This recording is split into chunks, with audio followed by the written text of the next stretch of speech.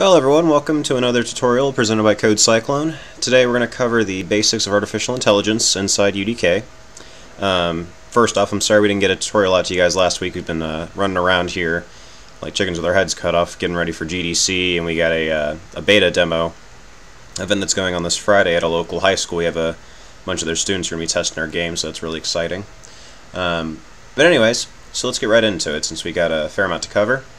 First off, if you remember in our past game, Generic Shooter, which by the way we're taking a step away from today, we're not actually keeping up with that, we are going to look at a new game that I've been working on in my free time. And basically it's a superhero game, so you have yourself as the superhero and there's civilians and criminals and other stuff that are in your game world. Now, if you remember in our Generic Shooter game, we have a player controller. And we haven't really talked a whole lot about it, so let's go ahead and kind of shed some light on that. Now, the original definition I gave you of a player controller was something more along the lines of like the brain, so to speak, of a pawn. And that's really all that's happening for an AI controller. Just think of it this way, an AI controller, instead of taking in necessarily input, it's making decisions based on different stimuli. Sort of how our brain works. So if you break it down, think of the AI controller kind of as like your brain. It's just kind of sidestepping the whole player controller, so to speak, of course, so to speak. So what we're going to do is what I've done here is defined a class TGC AI controller, and it is extending AI controller. And that is one of the base classes you can do. If you want to use Unreal Tournaments, they have UTBot. That's their AI controller, and it actually does a really good job with combat and hunting people down and getting over obstacles and all that stuff. So, but just to keep it basic for you guys, and I want to try to do it pretty much all custom on my own, is kind of my goal for this project, just to help me learn. I've defined it from AI controller to get rid of a lot of that extra stuff. I defined a few things here: a TGC pawn called target, a TGC walkway, which is a pawn, so to speak, that I've created. It's actually an actor, and it's placeable. And you can kind of ignore this bit here. It's just something that we use to see who we last talked to. I have defined the distance formula, which for those of you that aren't familiar with your algebra, it's pretty much the distance between 2 points in 3D space. So you got your A, your B, and your C, which is your X, Y, and Z coordinates. You take the second point's X and the first point's Y, square them. I did this check for each point because for some reason I was getting negatives from a square. I have no idea how that happens, unless one's... Actually, it's literally impossible, because I mean, anything squared by itself is going to be positive, whether it's negative, negative, positive, positive. I don't know how, but it did. So I do this little check just to make sure. And if it is negative, I go ahead and make it positive. So then I go through do that for the X, Y, and Z coordinate of both points, and then the distance is the square root of those three numbers. Alright, we have a function emotePawn, which you can ignore. Now this function pawns near. This is something that has really been the cornerstone of this controller. So let's take a look at this function. We have a TGC pawn other, and then one called me. And what I've done is me is equal to TGC pawn in parentheses pawn. Now what pawn is, it is the pawn that is being possessed by this controller currently. So it's just the pawn that it's running or thinking for. Alright, then I do an iterative loop, a for each loop for all actors of that class. I check the distance between the other actor and my actor. If it is less than my view distance, which is a custom variable I put in here, if we go to the top of the TGC pawn, where is it? AI variables, there it is. View distance, just an integer. Usually it's 256 to 512, somewhere in there. So if it's within the view distance and I can see it, and can see is a very, very native function for AI controllers. I'm not particularly sure of the whole underworkings of it, but I'm pretty much would assume it's some type of trace for the field of view that you got in front of the pawn. Alright, and then other.playerType, which player type for this instance is defined, where is it? It's up here somewhere, is here. And as you can see in this comment, I put 0 is a hero, 1 is a civilian, and 2 or greater is an enemy faction. So what I've done is, if the player types are the same,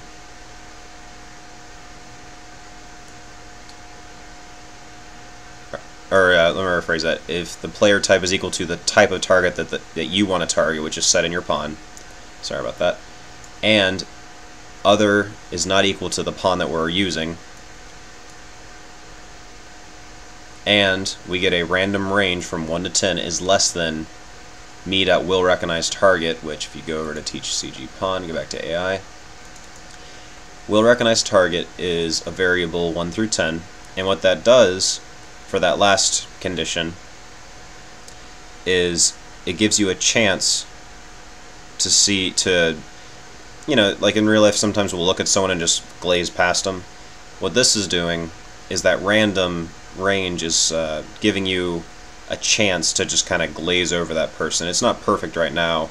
It tends to miss too often. Like I'll stand in front of a pawn, he'll keep running, or keep walking in this instance. So we'll come back to that. That's something I'll be updating later on, but just so you guys have a basic idea of what's going on here. So if all of those are true, we set our target equal to other, so that's the pawn we want to go after. We return true, a pawn was near us. If we go through all that and we don't find anybody, return false, there was no pawns near us. Now, one thing we have not done before is states. Now, think of states kind of like mental states, I guess, like you're angry, you're sad, you know, whatever. And also physical states intertwined with that, so walking, running, in this case waiting. So when they first spawn, they're waiting. And you can define the first state that your object will go to by this keyword auto. So it'll be auto state waiting, which means that when this thing spawns, it'll go into the state waiting. Alright? Now inside a state, you can define functions, or let me rephrase that, particular instances of functions. If you're a computer science type of person, it's polymorphism in a nutshell, basically, inside each state. So you can have like 5 different states, and each state can define this function differently. It's kind of nice. Okay? So inside waiting, we have a walkway near, which is exactly like pawns near, except it's looking for a walkway, and it's getting the one with the closest distance, which you should be able to figure that out. Some simple math, it's nothing hard. Alright, now the way a state goes is you'll define your state by a header, open its scope with a curly brace, and then you'll define every function you want to use, and then after all the functions you will define a label called begin, and you'll say your label, which typically is begin. Actually, it's required for to have begin as your first one, a colon, and then you'll have the sleep and then a floating point number. This is good to have so that your brain, or the game's brain, has a chance to think before it actually does anything and has a chance to receive stimuli. So like in this case waiting, you know, I don't just wait and then a millisecond later he's off running. He'll wait 0.2 seconds later, then he'll run off, you know? So that's good. It just allows you to keep things unclogged. So what we do inside this state after that, after we do begin, you can think of this as just like inside a function. We can do if there's pawns near us, if it returns true, we go to state run to, which we'll get to that in a second. Else if there's a walkway near us, we'll go to state walking. And if none of those happen, we'll just go to wait. We'll wait until something walks in front of us. Okay. So let's go to run to first. We have a state run to, it begins, it sleeps. We check to see if we can see our target. Like if he ran off or ran around a corner, we can't see him anymore. If we can't see him, we go to state waiting. If we can see him, oh, and by the way, this exclamation point is the not operator, so if can see returns true, it's not true. So it'll be false. If it's false, then it'll return true because of the not symbol. Alright. So in this case, if we can see him, this will be false and it'll go to here. If it's true, then it'll be false and go to waiting. Okay. So next we're going to check if the distance formula returns a distance greater than 20, we're still running. So we'll just literally set a rotation of the pawn so he's looking at the person. We'll tell it to move toward, which this is a native function as well. It basically takes your pawn and makes him run towards a point, which you send in what you want to run to twice. I don't know exactly why they did that, but maybe there's some type of speciality there. And then a location offset. In this case, 15 units in any direction can he be offset. So if I was 5 feet out, the person running at me could be 20 feet out and it would return. Alright, and then since we're not close enough, we will do a return to, or a go to state run to. And all this does is it basically takes this, pops me back to this point, and starts running again. Alright. Then I have another else if statement, which I haven't actually completed this part yet, but all it's doing is it's checking to see if you're closer. If you're closer, you know how when you're running you don't just tackle somebody, you run up to him, slow down. This is what this is going to be doing. I actually haven't got to that just yet. Alright. If both of those are false, then we have an else statement, which means we are close enough to the person, within 10 units. We're going to emote to... Ooh, looks like Steam finished. Sweet. Okay. So it's going to emote the target, which is just going to say hi for this pawn using its voice class. So you guys actually probably should know how to do that yet. That's not in the scope of this tutorial. We can do that later if you guys really want it. Alright.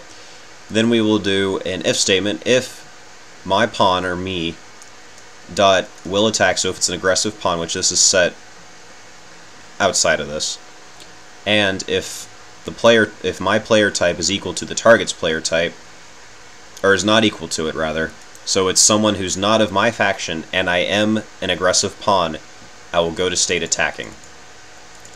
If not, I just go to state waiting. I'm just going to stand around this person. Easy enough, right? Now let's check on the walking function. Walking's practically the same thing as run to, except it has to get the next walkway, which if we go to the walkway definition, it is an actor, and all it has is an index. This thing here is just a 2D sprite, which I'll show you guys in a minute. It's nothing fancy. I'll close that. Nothing fancy. It literally just is something in the editor that I can put down and put a number to. Alright. There we go. So it gets the next index, basically. It's going to say we have our index. If the one we find is +1 to that. If we get through all this and it hasn't returned here because of this statement, we're at the end of the walkways and we need to get the first one, so 0. So it'll be get first walkway, and that's what this function does. And then of course it checks if there's a pawn near us, so if we're walking we see a pawn, stop what we're doing, run to him. If we're still not close enough to the first walkway, or to our current walkway rather, which means we're greater than 5 units away, keep walking towards it. If that's the case, we try to get next walkway. If that returns false, then we're going to say, well, the walkway might be none. If it is none, or if it's not equal to none, go to walking. If it is none, there's nothing around us, go to waiting. Alright.